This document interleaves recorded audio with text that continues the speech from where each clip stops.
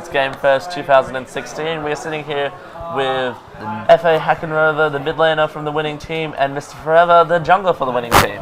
Yes. I'm Thrax, and this is Damien Duxter. The two people who casted the game. So we just have a couple of questions for you guys. You're enlightening us. The first thing, as soon as I saw it, mid lane Zilean. I'm interested, curious even. What was the story behind that pick? Mid lane Zilean is just a secret OP. Okay, you're gonna have to wrap the line. How many? You gotta have to How many times have you versed a Zilean mid? Twice. Yeah, about twice. Did you know how to play against it? No. Yes. Did you know the counter matchups? No. You did. That's because I've done it. What are the counter matchups? Just attack him heavy. You gotta bully him before he just scales. Oh, I don't know. That works sometimes, but there's not much counterplay to Zilean, and if you land the double bomb in a team fight, it's basically insta DG because that's like a 3 to 4 man stun. You can't come back from that. True. Fair enough. True. How do you feel about the game? About the two games? Did you feel pressured at all? Did you feel like you didn't have good control of the games, or were you guys fairly confident throughout the both games that you were in control?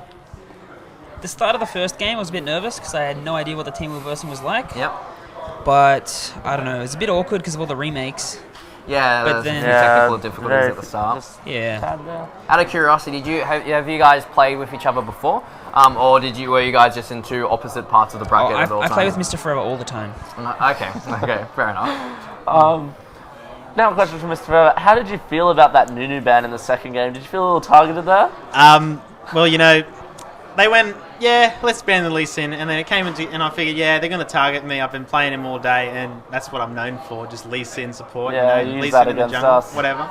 And then they went, his Lee Sin's pretty good, but why don't we make it so he can't play any junglers he actually has fun playing?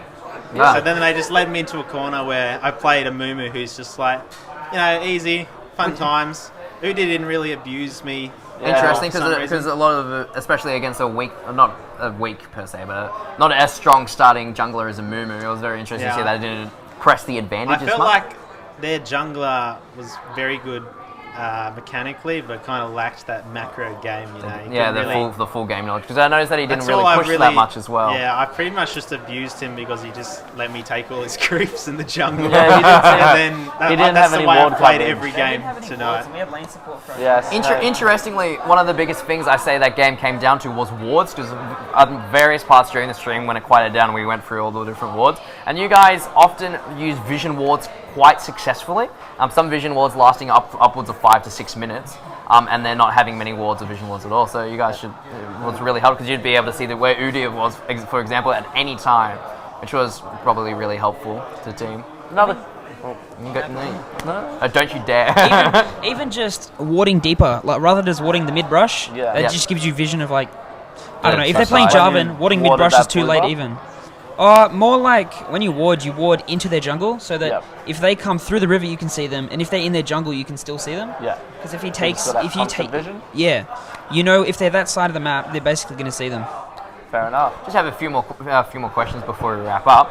I know we noticed that as the bracket progressed, Shen was a very common pick throughout the entire thing, and you've lambasted teams constantly, including our own team. Yes, that was a bit of an issue for our team. I felt a little biased when casting. It's like, it's that Shen pick.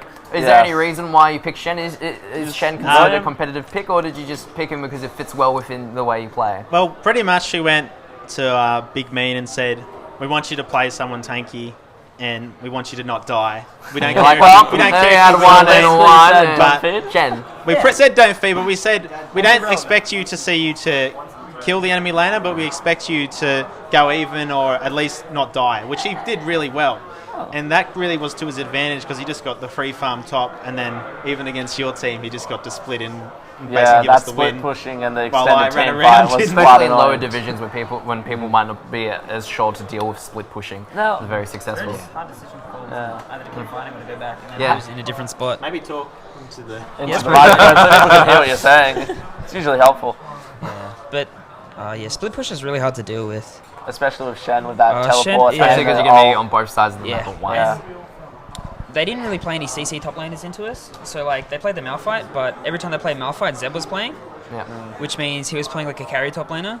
Yeah. So they had no way to stop his teleports at all. So he just teleports, and then if they don't have teleport up, it's like an insta fight win. And if they do, they get there later anyway. So Yeah. Shen teleport is like 2 seconds faster than normal teleport. Yeah. Yes, it is. Teleport. Since teleport was nerfed. Yeah, so it's a lot faster. Yeah. And now for a final question: how do you feel having Matthew Ferris as your coach? To be honest, it was really good.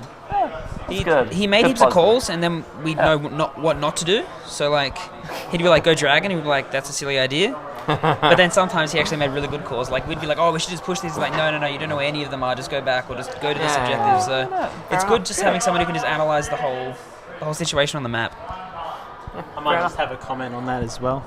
I figured, having Theris as the coach, it'd be quite good. But Ignore the fact that he's glaring at you unfortunately, there was some controversial calls where he said, while I was ganking through the river, he said, "Watch out, you might drown." And he was saying you should dive in, being a lifesaver. And I thought, what are you saying?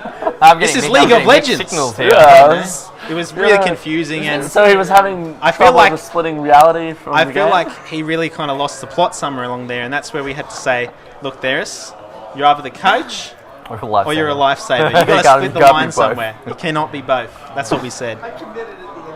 Quite Fair you. enough. Well, Anyway, thank you very thanks much. I very hope you much. enjoy Congratulations, your guys. Enjoy your triumphant rise. Enjoy your money. Enjoy your right points. More importantly. There you go. Get those skins.